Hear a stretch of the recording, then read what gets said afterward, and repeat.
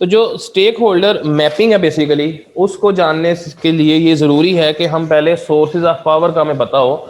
और ये जो सोर्सेज ऑफ पावर है, या अगर हम सिंपल ये देखें कि स्टेक होल्डर की पावर, सोर्सेज को फिलहाल आप इग्नोर कर दें, तो स्टेक होल्डर की पावर को अगर हम आज पढ़ने लगे हैं या इसको हमने अगर पढ़ना समझना है, तो इसकी क्या वजह है? इसकी पावर को, स्टेक होल्डर की पावर को पढ़ना या समझना या पता होना क्यों जरूरी है? आप में से कोई जवाब दे इस बात का।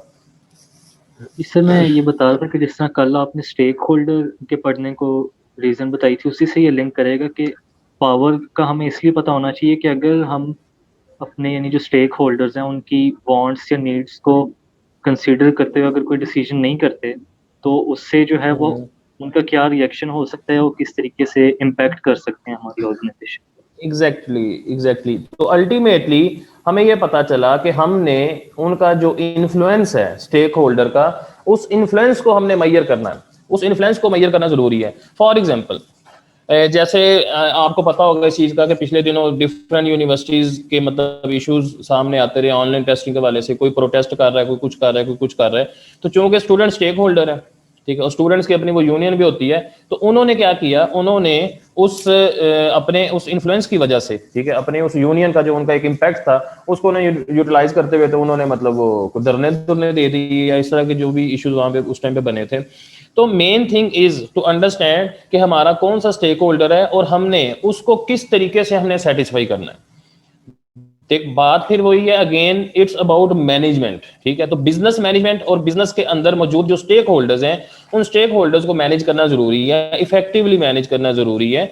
तो उस इफेक्टिव मैनेजमेंट के लिए हमें इस चीज का अंदाजा होना चाहिए कि हमारा स्टेक होल्डर है कौन कौन सा, नंबर 1। नंबर 2, उस स्टेक होल्डर के इख्तियारात क्या हैं, उस स्टेक होल्डर का इन्फ्लुएंस या उसका इंपैक्ट किस तरह से आ सकता है बिजनेस पे। उस चीज को अंडरस्टैंड करते हुए हमने फिर अपने मामला को इफेक्टिवली रन करना होता है। क्लियर बेटा? Yes sir. जी सर। ओके। अब वो स्टेक होल्डर के सोर्सेज की यहाँ पे बात कर रहा है कि उसको पावर के जो सोर्सेज है, उसके जो इन्फ्लुएंस के सोर्सेज हैं, वो कहाँ कहाँ से आ सकते हैं। तो नंबर 1 वो बात करता है आपके एक्सटर्नल सोर्सेज की। तो एक्सटर्नल सोर्सेज में देखें तो वो कहता है जी आपकी पब्लिसिटी, ठीक है, and ability to influence customers or legislators. Legislator कहते हैं आपके जो कानून साज इदारे होते हैं, ठीक है, जो लेजिस्लेटर्स प्रेशर, ठीक है, जो लीगल प्रेशर होता है आप पे, वो सारी चीजें। Publicity and ability to influence customers or legislators pressure. Number 2, control over key resources, ठीक है, की रिसोर्सेज। अब नीचे उसकी डिटेल भी उसने दी हुई है, हम इसकी डिटेल पहले पढ़ लेते हैं। Pressure groups and protest groups might be influential, these include environmental protection groups या ह्यूमन राइट्स। अच्छा, अब यहाँ पे प्रेशर ग्रुप्स या protest groups might be influential का क्या मतलब है, या ह्यूमन राइट्स का क्या मतलब है? आप कोई बिजनेस में कोई ऐसी एक्टिविटी आपने कर दी, ऐसा कोई काम कर दिया जिससे जो आपके ह्यूमन राइट्स के अगेंस्ट जा रही है, ठीक है, तो वहां पे वो लोग अपना क्या करेंगे, अपना इन्फ्लुएंस शो करेंगे। लेट से आपने एक ऐसी फैक्ट्री लगाई जिस फैक्ट्री में से कोई केमिकल की फैक्ट्री है, जिसमें से कोई ऐसा मटेरियल आपका जो है वो एग्जिट होता है, खारिज होता है आपका, ठीक है। जिस तरह अक्सर आपने सुना होगा कि वो आगे नदी नालों में वो चीज जाती है, ठीक है, तो उसकी वजह से आपको पता है जो एनिमल्स की लाइफ है उसके हवाले से भी जो है ना काफी सारे कानून है कि जो पानी में बसने वाले जो हैं आपके जो भी जानवर या जो भी कीड़े मकोड़े जो भी आप कह लें, तो उनके भी राइट्स पे काम होता है। मतलब जो अच्छे मालिक होते हैं ना, यहाँ पे तो हमारे लिए तो बंदा मारना कोई काम नहीं है, तो जानवर तो फिर दूर की बात होती है, लेकिन वो फिर इस चीज पे भी एक्शन लेते हैं कि जी यहाँ से जो चीजें एग्जिट हो रही हैं वो आगे पानी में जाके, नदी में, नाले में जाके वो आगे जाके नुकसान देती है। तो ये चीजें भी उसमें वो कवर हो सकती हैं, और वो चीज अपने उस प्रेशर ग्रुप की वजह से, अपनी उस लॉबी की वजह से वो अपना इन्फ्लुएंस शो कर सकते हैं। की रिसोर्सेज पे आपका कंट्रोल किस तरह से हो सकता है जी? कोई मेजर आपका सप्लायर है, ठीक है, by controlling the supply of a की रिसोर्स। आप वही एग्जांपल ले लेते हैं, शर्ट बन रही है, शर्ट बनने के लिए डेफिनेटली मेन चीज क्या है आपके लिए? कपड़ा या धागा कह लें, कोई उसमें ऐसा रिसोर्स है, ठीक है, आपने उसको कंट्रोल कर लिया, ठीक है।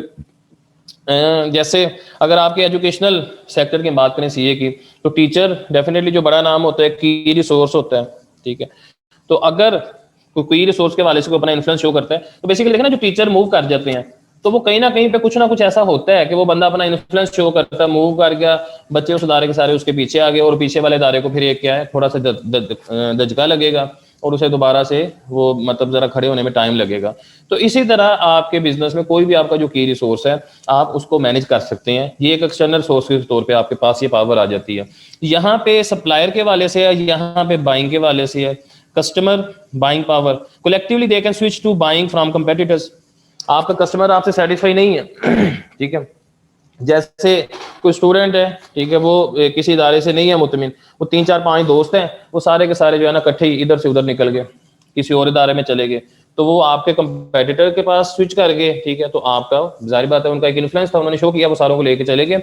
और फिर उसके बाद आपके जो लीगल राइट्स हैं, लीगल राइट्स में आपके शेयर होल्डर्स के राइट्स आ जाते हैं कंपनी लॉ के थ्रू, और जो लैंडर्स हैं वो लैंडर्स के राइट्स होते हैं, लैंडिंग एग्रीमेंट्स, जो आपने एग्रीमेंट्स वगैरह साइन किए होंगे, तो वो उन एग्रीमेंट्स के थ्रू आप पे अपना इन्फ्लुएंस शो कर सकते हैं।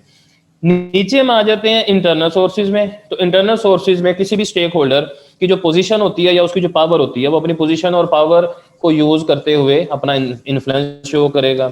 नंबर 2, वो कहता है कि आपका पर्सनल करिश्मा या आपका इन्फ्लुएंस, ठीक है, हर बंदे का ना एक करिश्मा होता है अपना, ठीक है, कुछ आपने देखा होगा, कुछ लोग ऐसे होते हैं, कुछ दोस्त ऐसे होते हैं कि जिससे हर बंदा इन्फ्लुएंस होता है, जिससे हर बंदा इंप्रेस होता है। मतलब जैसे अगर आप अपने इमरान खान साहब की बात कर लें, तो इमरान खान, उनके बारे में कहा जाता है कि उस बंदे का अपना एक करिश्मा है, ठीक है, मतलब करिश्मा आप समझ रहे हैं ना मैं क्या आपको समझाना चाह रहा हूँ? Yes sir. ठीक है, टीचर्स की बात कर रहे हैं, टीचर्स का अपना करिश्मा होता है, ठीक है, उस करिश्मेटिक पर्सनैलिटी की वजह से लोग जो है ना आपको पसंद करते हैं, बच्चे आपसे पढ़ना चाह रहे होते हैं।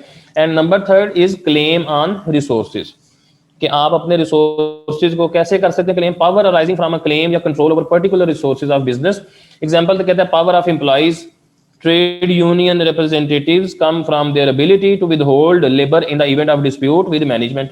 रिसोर्सेज पे आपने क्लेम किस तरह से कर लिया, जैसे मैंने आपको एग्जांपल दी थी वो ड्रामे वाली, ठीक है, कि हड़ताल हो गई है तो तनख्वाहें बढ़ानी पड़ी, ठीक है, तो जो अब रिसोर्स पे जो क्लेम है वो कौन सा रिसोर्स है, दैट इज ह्यूमन रिसोर्स, जो लेबर की शक्ल में है। तो उस ह्यूमन रिसोर्स को उन्होंने क्या किया, कंट्रोल किया, उस ह्यूमन रिसोर्स के जरिए उन्होंने क्या किया, अपना इन्फ्लुएंस उन्होंने वहां पे शो कर दिया। क्लियर बेटा, समझ आ गई इन चीजों की? Yes sir. जी, किसी बच्चे को यहाँ पे कोई क्वेश्चन बेटा?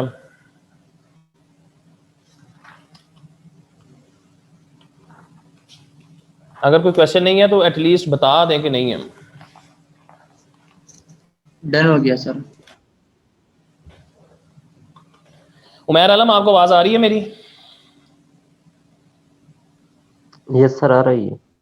तबीयत कैसी है अब आपकी, ठीक है? अल्हम्दुलिल्लाह सर, आज अल्लाह बेटर ताला फील कर रहा हूँ। अल्लाह ताला आपको सेहत वाली जिंदगी दें। अच्छा जी, अब हमारे अपने मेन टॉपिक पे, ठीक है, और ये टॉपिक में से इसमें से क्वेश्चन भी आता होता है, ठीक है। टॉपिक पे जाने से पहले मैं आपको थोड़ा सा एक चीज समझाता हूँ।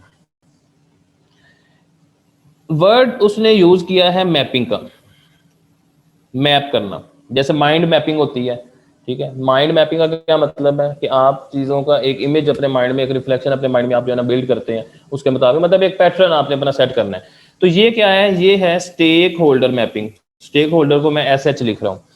अब इसमें वो बताता है कि आप अपने स्टेक होल्डर्स को मैप किस तरह से कर सकते हैं। उस मैप के लिए वो एक ग्राफ का इस्तेमाल करता है, ठीक है। लाइनें थोड़ी सी मेरी ऐसे टेढ़ी फेढ़ी हैं, लेकिन आपको समझ आ जाएगी। अगर हम इस ग्राफ को थोड़ा सा हम इसको रेटिंग कर दें कि यहाँ पे ये 0 है, ठीक है, यहाँ पे 1 है, यहाँ पे 5 है, और ये पॉइंट जो आपका यहाँ पे 10 है। 1 से 10 तक हम इसको देख लेते हैं, और इधर यहाँ पे 5 आ गया, और इधर यहाँ पे क्या आ गया, 10 आ गया। ठीक हो गया जी। अब यहाँ पे ये आपका एक हाई फैक्टर है, और यहाँ पे 0 पे लो फैक्टर है, इधर से, ठीक है, हाई फैक्टर और लो फैक्टर। अब हमारे पास 2 तरह के लोग होते हैं, या टोटली बेसिकली 4 कैटेगरीज इसमें बनती हैं। वो 4 कैटेगरीज किस किस तरह से हो सकती हैं?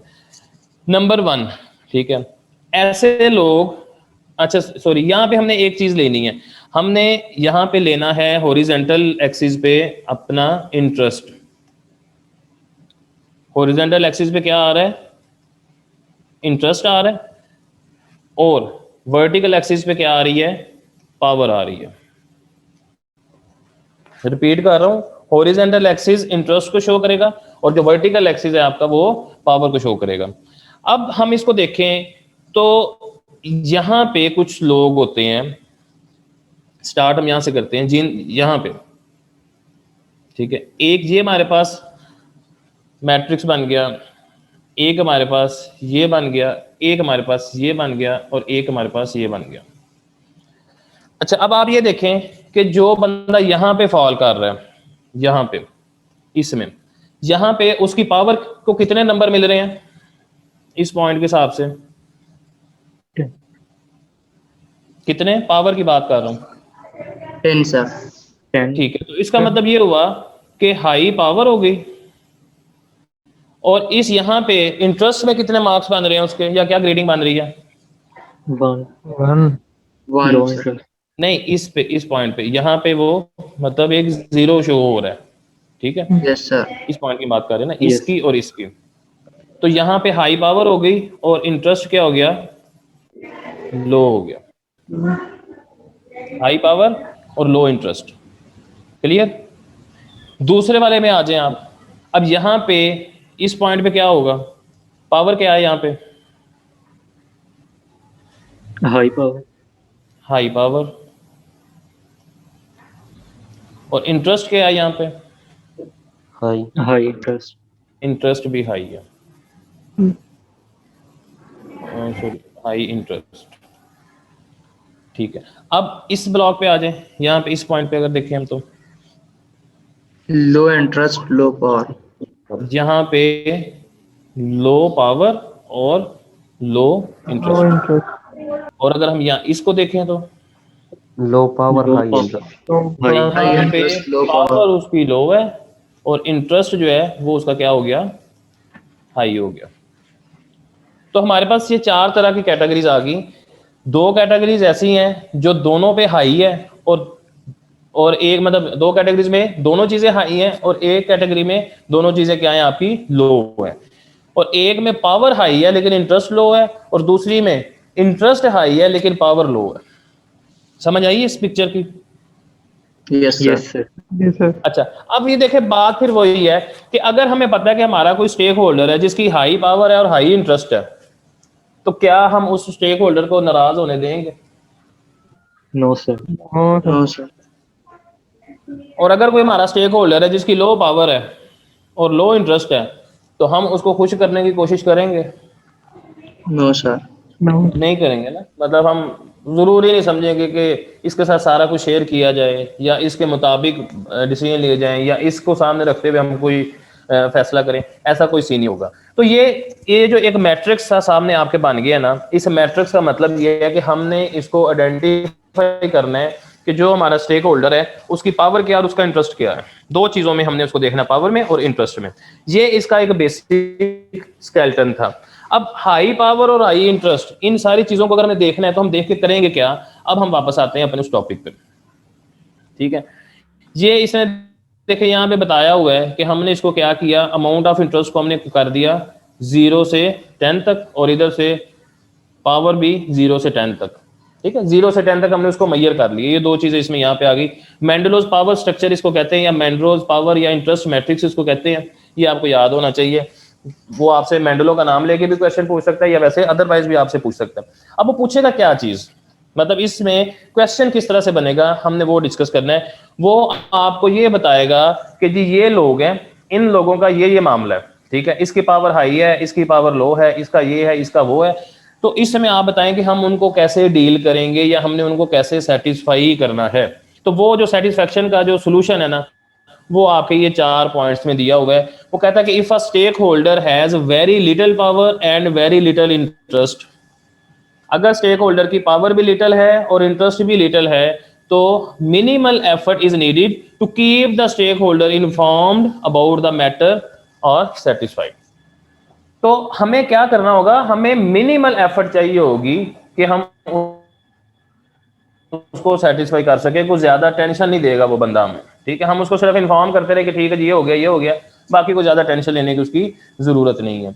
फिर वो कहते हैं कि if the power of a stakeholder is strong but the stakeholder has very little interest in the matter, power उसकी स्ट्रॉन्ग है लेकिन इंटरेस्ट उसका लिटिल है, तो it is important to keep satisfied the stakeholder. अब यहाँ पे important है कि आपका वो जो स्टेक होल्डर है वो सेटिस्फाई रहे, उसको मुतमिन करना मजबूरी है। मजबूरी किस सेंस में है कि उसके पास पावर हाई है। It is essential to avoid any course of action that will increase the stakeholders interest and persuade the stakeholder to exercise its power. तो यहाँ पे जरूरी उसको मुतमिन रखना क्यों जरूरी है? क्योंकि अगर वो मुतमिन नहीं होगा तो वो इंटरेस्ट उसका ज्यादा डेवलप हो जाएगा, और अगर उसका इंटरेस्ट डेवलप हो जाएगा तो वो मामलात में दखल अंदाजी शुरू कर देगा। अब जैसे कल वाले लेक्चर में हमने पढ़ा था, जब स्टेक होल्डर्स हम पढ़े थे तो उसमें हमने स्टेक होल्डर्स पढ़े थे, जैसे नॉन एग्जेक्टिव स्टेक होल्डर्स हैं या एग्जेक्टिव स्टेक होल्डर्स हैं, तो उसके बारे में हमने ये पढ़ा था ना, ठीक है, कि उनका इतना कोई कंसर्न नहीं होता, ठीक है, लेकिन उनके पास पावर होती है। तो वो लोग तब बीच में शामिल होते हैं जब उन्हें लगता है कि जो उनके कंसर्न्स हैं, उनके कंसर्न्स खतरे में हैं, वो थ्रेटन फील करते हैं किसी हवाले से, तो वो फिर अपना इन्फ्लुएंस शो करने की कोशिश करेंगे वहां पे। समझ आ गई बात की बेटा? Yes, sir. If a stakeholder has a very little power but a strong interest in a matter, उसकी पावर उसके पास कम है लेकिन इंटरेस्ट उसका बड़ा स्ट्रॉन्ग है, तो appropriate way to deal with them is to keep informed them about what is happening and why. ठीक है, तो यहाँ पे क्या है, जिसकी पावर कम है लेकिन इंटरेस्ट ज्यादा है, मतलब ये लोग कौन हो सकते हैं? ये लोग हो सकते हैं आपके मैनेजर्स वगैरह हो सकते हैं, असिस्टेंट मैनेजर, मतलब ऐसे लोग जो बहुत इंटरेस्टेड हैं, जो बहुत कैरियर ओरिएंटेड है, जो दिल लगा के काम करने वाले लोग हैं, ठीक है, लेकिन उनके पास पावर नहीं है कि वो स्ट्रेटेजिक लेवल पे नहीं बैठे हुए लेकिन बंदे मेहनती हैं।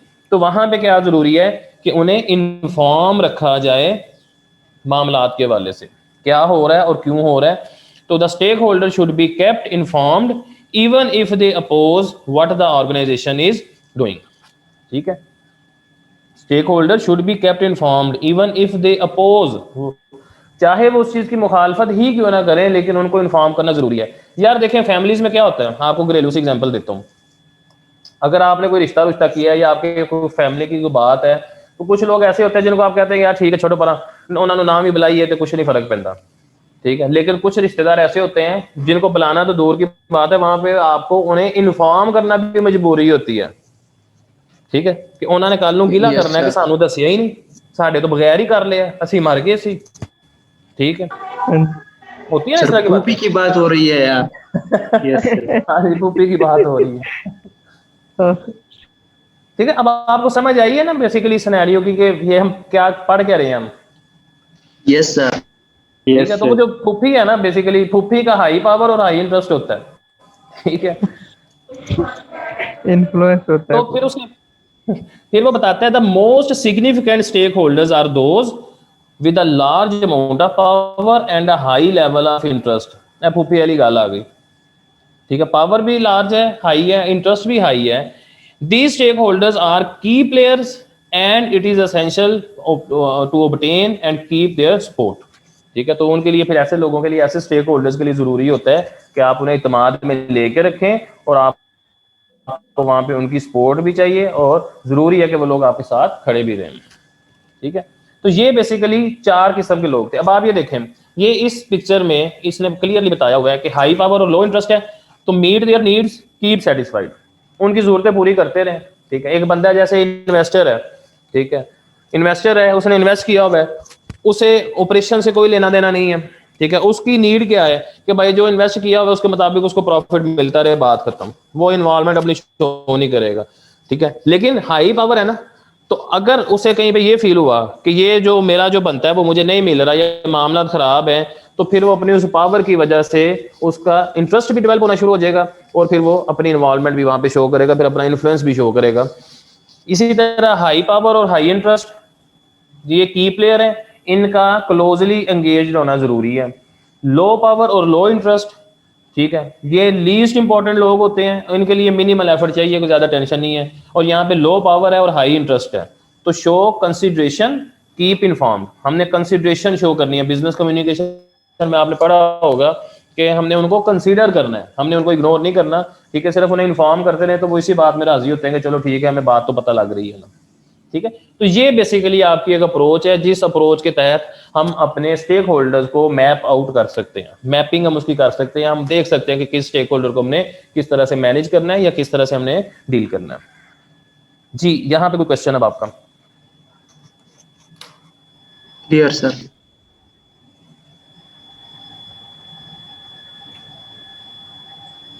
कोई क्वेश्चन किसी का? सैयद उमैर आपका क्वेश्चन कोई बेटा? सर ये जो इसके नीचे सर 3 लाइंस लिखी हुई हैं, इनमें वो बता रहा है जी। कि स्पेशल सर्कमस्टांसेस में ऐसे होता है कि जिनकी लो पावर होती है और लो इंटरेस्ट होता है, लेकिन वो भी मतलब अपना वो पावर इस्तेमाल करते हुए अपनी वो कर लेते हैं, हाई पावर और हाई इंटरेस्ट ले लेते हैं सर। इसके बारे में थोड़ा बताइएगा। मैं उस तरफ आ रहा हूँ, बिल्कुल आ रहा हूँ। However, under special circumstances, example दे रहा है shutting down an operation centre, ठीक है, आपने कोई सेंटर आपने शट डाउन कर दिया, तो एम्प्लॉइज मे बिकम की players through gaining power from pressure groups, ठीक है, आपके लॉबी ग्रुप्स हैं, ठीक है, वो उन लोगों से आप क्या कर सकते हैं। देखें ना, कहीं पे वो फैक्ट्री लगी, जैसे मैंने आपको एग्जांपल दी, उसने कहा नहीं जी नहीं, हमें यहाँ से हमें इतना प्रॉफिट नहीं हो रहा तो हम इस बिजनेस को क्लोज कर देते हैं, ठीक है, इन्वेस्टर ने कह दिया या मालिक ने कह दिया, ठीक है, अब वो क्लोज कर रहा है तो बंदे वहां पे फारग हो रहे हैं। अब वो जो बंदे फारग हो रहे हैं ना, तो वो फॉर एग्जाम्पल वो किसी वकील से रब्ता करते हैं कि जी हमारे साथ ये ज्यादती हो रही है तो आप हमारे साथ खड़े हो, ठीक है, तो वकील तो आपको पहले ही पता है वो आला लाला डालने में सबसे आगे होते हैं, ठीक है, वो वकील सारे इकट्ठे करके वहां पे जाते हैं, वहां पे प्रोटेस्ट कर देते हैं, तो वो लोग फिर क्या हो जाएंगे, वो एक हाई पावर में आ जाएंगे, वो उन्होंने उस प्रेशर ग्रुप से पावर गेन कर ली, ठीक है, या किसी प्रोटेस्ट ग्रुप से पावर गेन कर ली, and will have then high power as well as high interest, तो वो हाई पावर और हाई इंटरेस्ट के लेवल पे चले जाएंगे, वो फिर इस पोजीशन में आ जाएंगे कि उनकी जो डिमांड्स हैं वो पूरी हो जाए।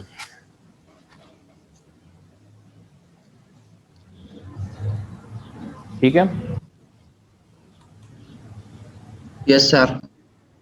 जैसे पिछले दिनों ये सीए के वाले से ये कल परसों की बात है, वो इकरा यूनिवर्सिटी के साथ कोई सीए ने इनको एग्जाम्पशन वगैरह दी है, या इससे पहले भी सोशल मीडिया पे काफ़ी ये चीज़ें चल रही होती हैं कि जी हम सीए इंटर करके तो हमें बीकॉम तक की डिग्री नहीं मिलती, लेकिन बाकी यूनिवर्सिटी वालों को आप सीए इंटर की जो है ना वो एग्जाम्पशन दे देते हैं वगैरह वगैरह, ठीक है। तो अगर ये अभी बेसिकली देखें तो जो स्टूडेंट बंदा वो हाई इंटरेस्ट पे है लेकिन पावर उसकी लो है, ठीक है, जिस तरह यूनिवर्सिटीज में यूनियन बनी होती है, अगर सीए का स्टूडेंट भी एक दूसरे का सका हो, ठीक है, वो सारे इकट्ठे होके, ठीक है, आई कैप के सामने जाके अगर धरना देते हैं, ठीक है, तो कहीं ना कहीं पे तो कुछ चीजें को रिवाइज करनी पड़ जाएंगी ना। तो आप देखें वो जो स्टूडेंट है जो लो पावर वाला है, ठीक है, वो कुछ इस तरह का करता है तो वो हाई पावर में कन्वर्ट हो जाएगा। समझ के बात को बेटा? जी सर। यस। नेक्स्ट उसमें हमें बताता है, अच्छा आज जो आपको असाइनमेंट मिलेगी ना वो इस ये स्टेक होल्डर मैपिंग की होगी, ठीक है, वो उसको करके तो आपने सेंड करना है, वो तरीका मैं आपको क्लास के एंड पे बताऊंगा कि कैसे करना है उसको। कन्फ्लिक्ट ऑफ इंटरेस्ट, कन्फ्लिक्ट किसे कहते हैं? कोई आपका डिसएग्रीमेंट, यस सर। ठीक है, और इंटरेस्ट, कन्फ्लिक्ट ऑफ इंटरेस्ट किस तरह से आ सकता है? इंटरेस्ट क्या हो गया? आपका स्टेक, जहां पे आपके स्टेक आपका जो है ना, जो आपका इंटरेस्ट है, अगर वो कहीं पे आपको फील हो कि जी ये इनकी वजह से ये स्टेक मेरा दांव पे लग रहा है, ठीक है, तो आपका वहां पे कन्फ्लिक्ट आ जाएगा, ठीक है, मतलब जो काम आप कर रहे हैं वही काम कोई दूसरा बंदा भी कर रहा है, दोनों के इंटरेस्ट सेम है तो दोनों में कन्फ्लिक्ट आ जाएगा। तो यहाँ पे वो बताता है कि स्टेक होल्डर्स के दरमियान जो कन्फ्लिक्ट है वो कहाँ पे आ सकता है, ठीक है, तो एक वो बताता है कि नो डायरेक्ट कन्फ्लिक्ट, और एक बताता है कि strong conflict. No direct conflict का मतलब ये है कि वो कंपेयर कर रहा है, ठीक है, कि इनका और इनका, मतलब ये साइड और ये साइड, इनका आपस में कोई डायरेक्ट कन्फ्लिक्ट नहीं आता। अच्छा जी, वो किस तरह से नहीं आता हम अभी देख लेते हैं। वो कहता है जी objectives of stakeholders differ, stakeholders के ऑब्जेक्टिव डिफर जरूर करते हैं, but need not to be in direct conflict with each other, तो इसलिए वो जरूरत भी नहीं पड़ती कि वो डायरेक्ट कन्फ्लिक्ट में आए। वो किस तरह से? अब जो शेयर होल्डर है, ठीक है, बात वो कर रहा है स्टेक होल्डर के कन्फ्लिक्ट की, यहां पे उसने शेयर होल्डर लिख दिया, इसकी क्या वजह? Sir shareholder stakeholder भी हो सकता है। एग्जैक्टली जो आपका शेयर होल्डर है वो स्टेक होल्डर है, और मेरा ख्याल है वो सबसे बड़ा स्टेक होल्डर होता है, ठीक है, उसके तो यस सर, उसकी जी सर, शेयर्स है ना। होता है। हाँ, अब शेयर होल्डर क्योंकि स्टेक होल्डर है तो उसको क्या चाहिए, उसका इंटरेस्ट क्या है, वो गुड रिटर्न चाहिए उसको अपनी इन्वेस्टमेंट पे। इसको वो कंपेयर करता है versus EDs, executive directors and senior managers. इनको क्या चाहिए, इनको चाहिए high performance related remuneration.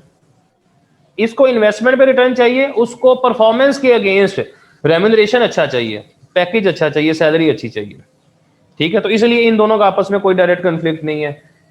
Share holder profit making करना चाहता है, एम्प्लॉय का स्टेक क्या है, उसकी जॉब सिक्योर हो, तनख्वाह अच्छी मिले और वर्किंग कंडीशंस अच्छी हो, जहां पे बैठ के उसने काम करना है, ठीक है, वो कंडीशन, वर्किंग कंडीशन वो अच्छी होनी चाहिए। फिर शेयर होल्डर कहता है जी प्रॉफिट, और कस्टमर का क्या है, कस्टमर को वैल्यू चाहिए, और वैल्यू मैंने लास्ट लेक्चर में एक्सप्लेन की थी। वैल्यू के वाले से तो क्वेश्चन नहीं है आपका कोई? No sir. No sir. ठीक है, तो शेयर होल्डर ने प्रॉफिट अर्न करना है और कस्टमर ने क्या करना है, कस्टमर को वैल्यू चाहिए जिसके अगेंस्ट वो अपना पैसा स्पेंड कर रहा है। अब business organisation is therefore normally able to meet many of the objectives of different stakeholders. एक बिजनेस जो ऑर्गेनाइजेशन है वो कहता है कि वो इस काबिल होती है कि जो स्टेक होल्डर्स के जो ऑब्जेक्टिव्स हैं उनको वो मीट कर सके, उन पे वो पूरा उतर सके, provided that some compromises are accepted. लेकिन कहीं ना कहीं पे फिर कंप्रोमाइजेज भी करने पड़ते हैं, दोनों पार्टीज में, दोनों साइडों से किसी ना किसी को कंप्रोमाइज करना पड़ता है। कंप्रोमाइज करते रहे, चलते रहे तो मामला तो आपके अच्छे तरीके से चलते रहेंगे। लेकिन सर जी सर ये shareholders sir making profit, sir ये प्रॉफिट चाहते हैं, और custom employees secure job, good pay and good working condition. Sir तो कॉन्फ्लिक्ट कहाँ से आ गया? बेटा यही तो लिखा हुआ है, नो डायरेक्ट कन्फ्लिक्ट। ये वो चीजें हमने डिस्कस की हैं जिनमें आपस में कन्फ्लिक्ट नहीं आ सकता। नीचे वो बताने लगा कि स्ट्रॉन्ग कन्फ्लिक्ट कहां कहां पे आ सकता है। ठीक है सर। ठीक है ना, वो यही चीज है कि इनके इन दोनों के दरमियान ये वाले जो स्टेक होल्डर्स हैं इनमें कन्फ्लिक्ट नहीं है।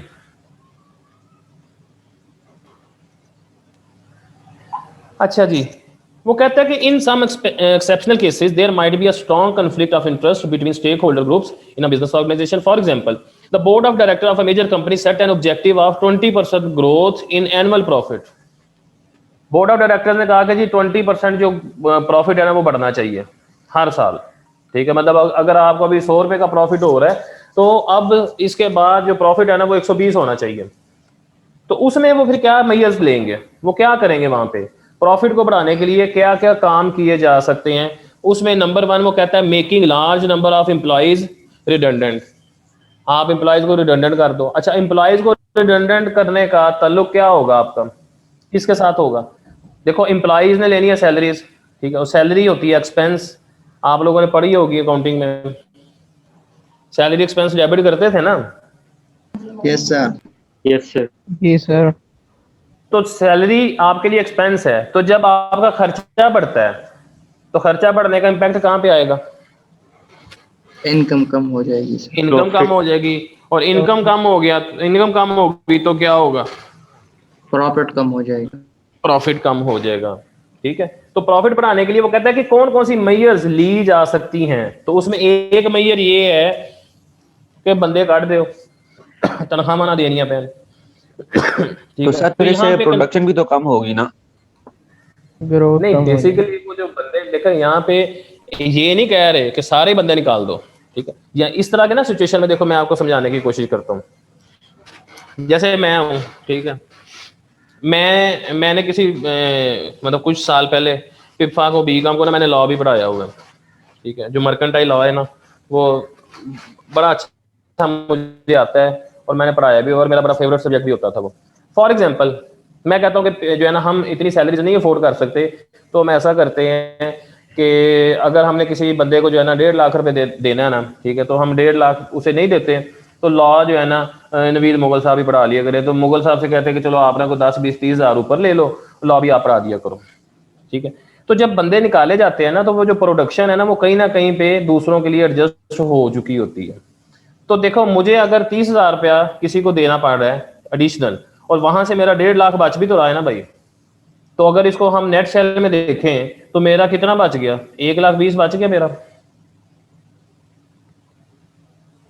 Yes yes sir. सर। ठीक है, तो ये इस तरह से चीजें चलती है। फिर कुछ लोगों को थोड़ा सा ओवरबर्डन कर दिया जाता है, बाकी बंदों को निकाल दिया जाता है। प्रोडक्शन तो नहीं ना। अच्छा, अब दूसरा ये देखें ना, इसमें बंदे निकालने का कतई ये मतलब नहीं है कि आप अपने जो ऑपरेशन है वो आप रोक लेंगे। ठीक है, ऑपरेशन आपके मैनेज होते हैं। फिर अच्छा, दूसरी मैयर क्या हो सकती है, वो कहता है जी स्विचिंग टू सप्लायर्स ऑफ की मटेरियल्स। सप्लायर जहां से आपको मटेरियल ले रहे हैं, आप अपना सप्लायर स्विच कर दो। किन को स्विच कर दो?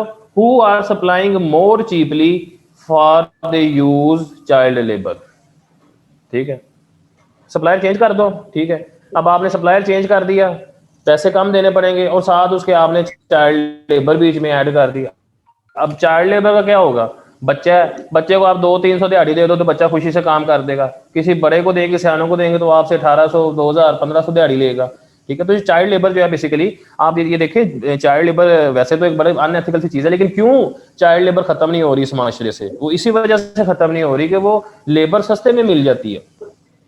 इवन मैंने तो ऐसे भी मतलब घर देखे हैं जिसमें बच्चे को तनख्वाह नहीं मिल रही। ठीक है, वो सिर्फ जो है ना 4-5 साल सिर्फ वहां पे इसलिए काम कर रहा होता है कि एक टाइम की रोटी मिल जाती है और साथ चलो काम तो सीख रहा है ना। यकीन करें आप, ये किसी भी वर्कशॉप पे चले जाएं, ठीक है, जहाँ पे इस तरह के मतलब छोटे छोटे बच्चे जो है वो मारे भी खाते हैं उनसे। ठीक है, और उनको मिलता भी कुछ नहीं है। मकैनिक कोई बंदा आया, कोई गाहक आया, वो जाते जाते उसको कोई टिप शिप दे गया तो वो ठीक है, एक अलग बात है, लेकिन सैलरी सुलरी उनकी कोई नहीं होती। ठीक है, वो एक एहसान कर रहे होते हैं कि भाई तुम्हें काम नहीं सिखा रहे हम तुम्हें काम भी सिखाएं और तुम्हें पैसे भी दें, ऐसे तो नहीं होगा। तो 4-5 साल 6 साल मारे खा के वो इंडिपेंडेंट इस पोजीशन में आ जाता है कि वो समझ आके उसके जो है ना, आप ये समझ लेंगे वो उसकी आर्टिकल चल रही होती है, 3.5 साल उसने आर्टिकल करने हैं, फिर जाके वो किसी जोगा होगा वो। तो शुक्र करें आपको 13-14 हजार तो मिल ही जाता है ना।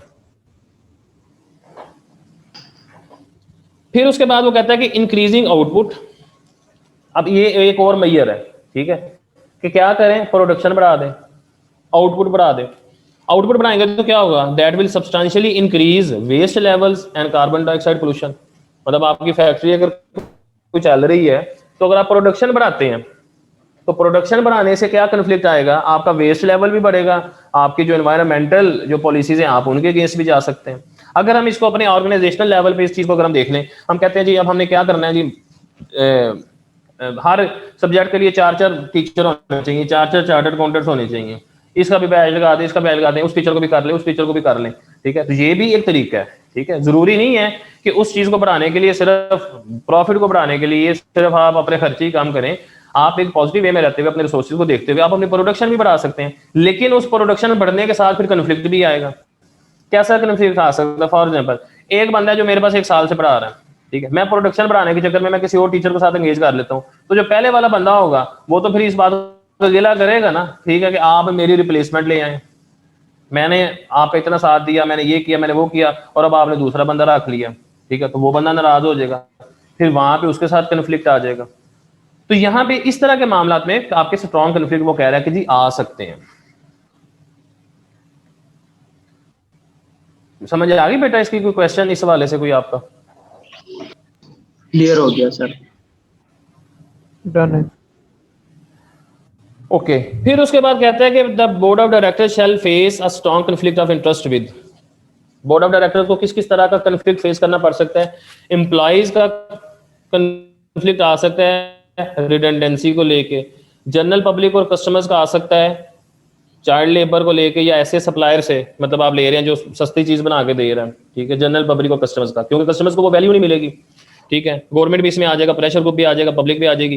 ठीक है, इसका गवर्नमेंट का साथ आ जाएगा पोल्यूशन को लेके, कस्टमर्स का आ जाएगा इंक्रीज इन प्राइसेस। ठीक है, अगर आपने प्राइस इंक्रीज कर दिया है तो कस्टमर का कन्फ्लिक्ट आ जाएगा उसके साथ। तो वो कहता है कि avoiding serious conflicts of interest. तो companies director and senior managers who try to avoid serious conflict of interest between stakeholders group, कैसे हम उनको अवॉइड कर सकते हैं? 2 उसने ये तरीके बता दिए। कहता है कि आप अप्लाई करें good corporate governance. Good governance आपने सुनी होगी, शहबाज शरीफ के नाम के साथ अक्सर आती है कि वो बड़ा अच्छा मैनेज करता है, अच्छा मैनेजर है वो, अच्छा एडमिनिस्ट्रेटर है, गुड गवर्नेंस थी उसकी। ठीक है, तो पहले की गुड गवर्नेंस नहीं है, ठीक है। तो आप ओवरऑल आपकी जो मैनेजमेंट है आप उसको मतलब अच्छे लेवल पे आप उस चीजों को करके तो आप कन्फ्लिक्ट्स को दूर कर सकते हैं। या दूसरा वो कहता है कि आप रिकॉग्नाइज करें कि आपकी एक कॉर्पोरेट सोशल रिस्पॉन्सिबिलिटी भी बनती है, CSR भी बनता है, तो अपनी सोशल रिस्पॉन्सिबिलिटी को आप सामने रखते हुए तो आप वहां पे क्या करें, कोशिश करें कि हर किसी का जो स्टेक है उसके स्टेक को आप मीट अप कर सकें। अब हर किसी का स्टेक अगर पूरा हो रहा है, हर किसी की नीड पूरी हो रही है तो कन्फ्लिक्ट के चांसेस कम हो जाएंगे वहां पे। Yes, for sir. Example Yes. देखें, आपने फी पे करनी है, आपने उस फी के अगेंस्ट सर्विसेज लेनी है, ठीक है, आपसे फी ले ली जाए और आपको प्रॉपर क्लासेस अगर नहीं मिलती तो आपका आ जाएगा ना कन्फ्लिक्ट, ठीक है। यही अगर आपसे फीस ली है और वो जो हमारी सोशल एक रिस्पॉन्सिबिलिटी भी बन रही है, एथिकल भी है कि नहीं जी उस फी के अगेंस्ट या उस पेमेंट के अगेंस्ट हमने ये सर्विसेज बच्चे को प्रोवाइड करनी है, या एडिशनली भी अगर हमें आउट ऑफ द वे जाके भी किसी बच्चे को डील करना पड़े तो हमने वो भी करना है, तो अल्टीमेटली आपके जो इंटरेस्ट है वो नहीं आएंगे फिर।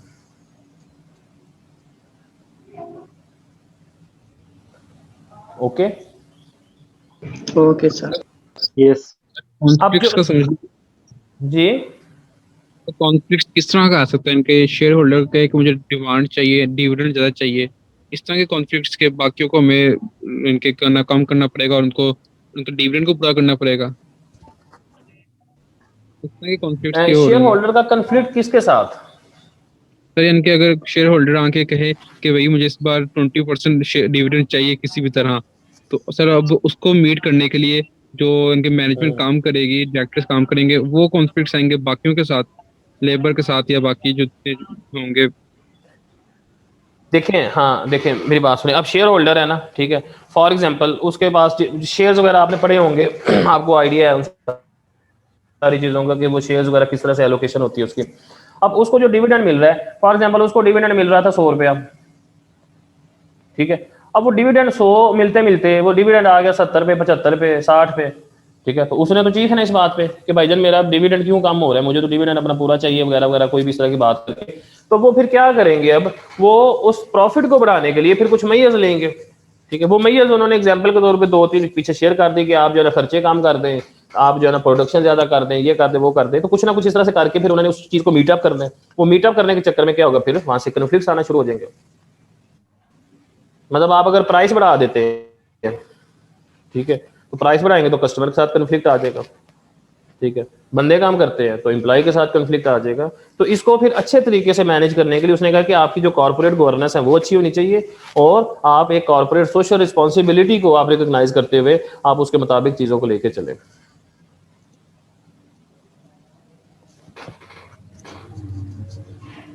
क्लियर बेटा? Yes, sir. ये से क्लियर हो गया। ओके, कोई और question? No, sir.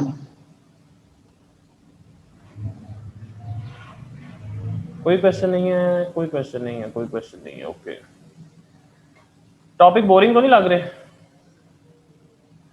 No, sir. No sir.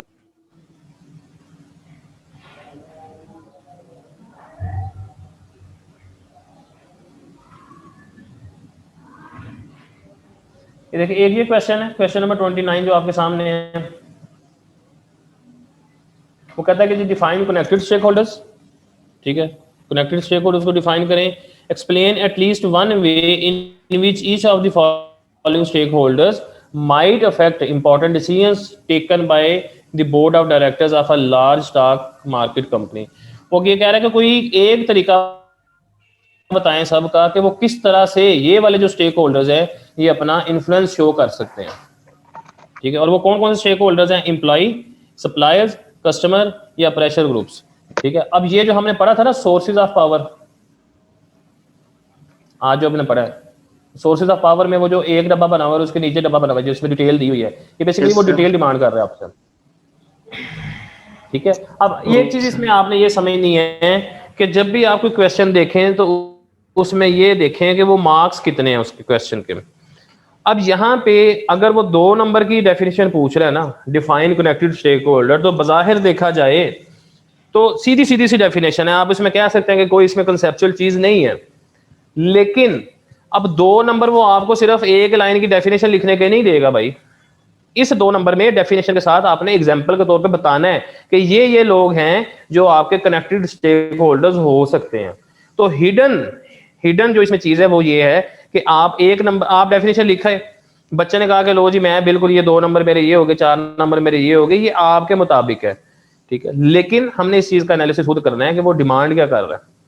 तो सिर्फ डेफिनेशन के 2 नंबर नहीं है भाई, उस डेफिनेशन को आपने थोड़ा सा एग्जाम्पल के जरिए एलेबोरेट भी करना है, तो फिर जाके आपको 2 नंबर मिलेंगे। बच्चा पेपर दे के आता है और वो कहता है लो जी मेरा तो पेपर इतना अच्छा हुआ था, पता नहीं क्यों मुझे उड़ा दिया इन्होंने, तो जरूर किसी ने फोन करके क्या होना है कि इन्हों पास ना करना।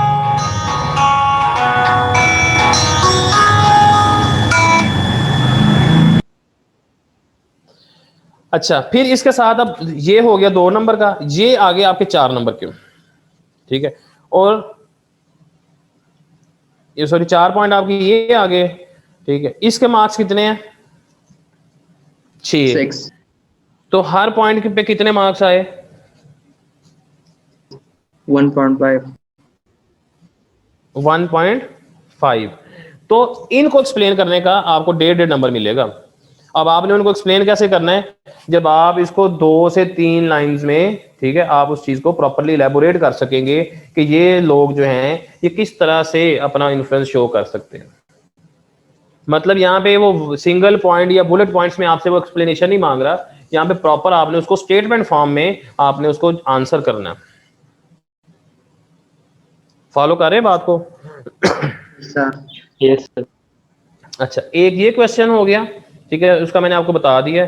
दूसरा पास्ट पेपर्स में से हम इसका क्वेश्चन देखेंगे स्प्रिंग 18 का। एक ये स्प्रिंग 18 का क्वेश्चन है, वो कहता है describe the term connected stakeholders and give an appropriate example. ठीक हो गया।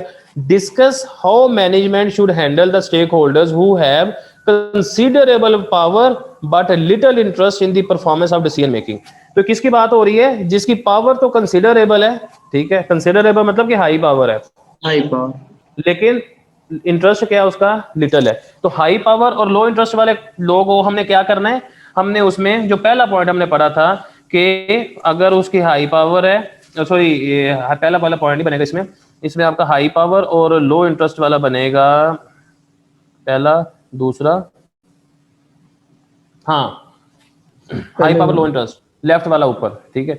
उसमें क्या करना है? हमने उनकी नीड्स को पूरा करना है, ठीक है, और हमने उनको मुतमिन रखना है, ठीक है। तो ये क्वेश्चन कितने का है? 3 मार्क्स। 3 मार्क्स का। अच्छा, अब इस क्वेश्चन के साथ ये जो आगे एग्जामिनर कमेंट्स हैं वो देखें जरा। वो कहता है कि this was a well answered question, however a common mistake, जो कॉमन मिस्टेक उन्होंने ऑब्जर्व किया क्या थी? That employees were mentioned as an example of connected stakeholders. उन्होंने कनेक्टेड स्टेक होल्डर की एग्जांपल में एम्प्लॉय का नाम दे दिया, हालांकि वो आपके नॉन एग्जीक्यूटिव डायरेक्टर टाइप लोग होते हैं। Yes, employee connected stakeholders में नहीं आएगा, ठीक है। तो देखें, अच्छी चीज क्या है कि एक चीज हमें पता चल गई कि हमारे से पहले वाले लोगों ने ये गलतियां की थी, ठीक है। कुरान पाक में भी आता है ना कि पहले वाले लोगों की गलतियों से सीखा जाए। जो पहली कौमें आई, ठीक है, पहली नस्लें, पहली कौमें, ठीक है, उन्होंने ये गलतियां की, उन पे ये अजाब नाजल हुए, तो भाई ये भी जिन्होंने गलती की थी उन पे भी कोई ना कोई अजाब नाजल हुआ होगा ICAP की तरफ से, ठीक है। तो ये एक हमें पॉइंट मिल गया, हमें एक कंसेप्ट मिल गया यहाँ पे कि जो एम्प्लॉय है वो कनेक्टेड स्टेक होल्डर नहीं होता, ठीक है जी। एक ये क्वेश्चन हो गया आपका स्प्रिंग 18 का, और एक क्वेश्चन आपका आ गया ये नीचे, फिर देखें 18 में भी आया हुआ है और ये स्प्रिंग 16 में भी आया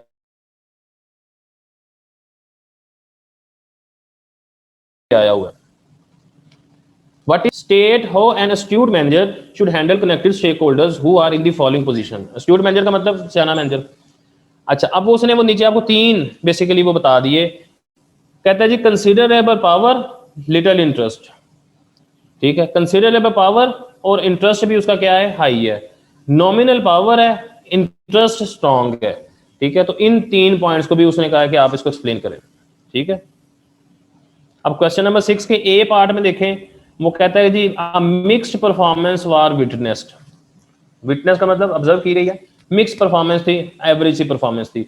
many students had a very clear idea but many students started the answer with the words keep them satisfied in all three cases without clearly specifying how that could be done.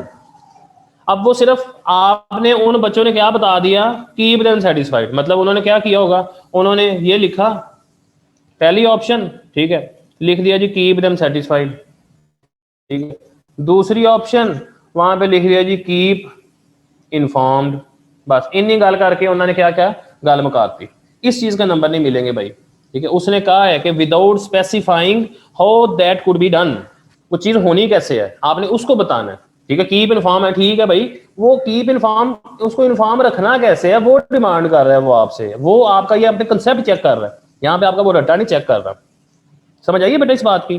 तो एक पीछे वाला question और एक ये question number 6 आपका spring 16 का, मतलब ये 3 क्वेश्चंस मैं आपको दूंगा, ये तीनों क्वेश्चन आपको मिल जाते हैं क्योंकि इंटरडेट में, तो आपने इनको फिर अटेम्प्ट करके आपने अपना जो पेज है उस पेज की पिक्चर लेनी है और अपने मोबाइल्स में आप लोग कैम स्कैनर डाउनलोड कर लें। अगर है तो वेल एंड गुड, अगर नहीं है तो कैम स्कैनर के नाम से एप्लीकेशन है, वो जब आप उस पिक्चर को या उस डॉक्यूमेंट को स्कैन करेंगे ना तो ऑटोमेटिकली पीडीएफ में आ जाएगा। पीडीएफ की फाइल आपने मुझे सेंड करनी है और जिस तरह से मैं आपको ये इस तरह ये पढ़ा रहा हूँ ना, मैं आपको जो मैं लिख रहा हूँ इसी तरह मैं अपने सिस्टम पे आपके वो डॉक्यूमेंट्स जो होंगे ओपन करके ऑनलाइन ही मैसेज को चेक करके तो वापस आपको वो वापस मिल जाया करेंगे। ये हमारी प्रैक्टिस हुआ करेगी। Okay okay sir. अब आप लोग मुझे अपना बताएं कि आप कौन सी कैटेगरी में फॉल करते हैं, हाई पावर लो इंटरेस्ट या लो पावर लो इंटरेस्ट या दोनों ही आई है? दोनों ही आई है सर। चलें ठीक है, दोनों ही हाई रहने चाहिए, ठीक है। हाई रहेंगे तो जब रिजल्ट आएगा तो हाई नहीं होगी, फिर अगर हाई नहीं रहेंगे तो फिर हाई होगी। Reason sir? ठीक है भाई, रीजन फिर आई कैप हाई कर देता ना, तो फिर गिरा देता हाई है इंग्लिश वाली नहीं, हाई उर्दू वाली, जो छोटे होते हाई होती थी।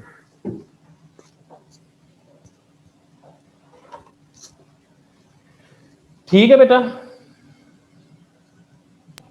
सर ये सबमिट किधर करवानी है, वो ग्रुप में या वो सर ये जो आप Google जो स्कैन करना है सर, स्कैन करके फिर सेंड कहाँ से करना है आपको? यार मेरा Assignment ख्याल है होगी। अगर आप मुझे ईमेल ही कर दिया करेंगे तो ज्यादा बेहतर है। ईमेल का फायदा पता क्या होगा, एक तो यह कि वो मेरे पास सेव रहेगी, ठीक है। व्हाट्सएप में कोई मोबाइल में डॉक्यूमेंट कभी आगे पीछे भी हो सकता है। चलें ठीक है, जज़ाकल्लाह कोई सर। क्वेश्चन तो नहीं है? सर फिर ईमेल काइंडली बता दीजिए। ईमेल मैं ग्रुप में सेंड कर देता हूँ बेटा, ओके सर। ठीक है। ओके बेटा, अपना बहुत सारा ख्याल रखिएगा। अल्लाह हाफिज। अल्लाह हाफिज सर।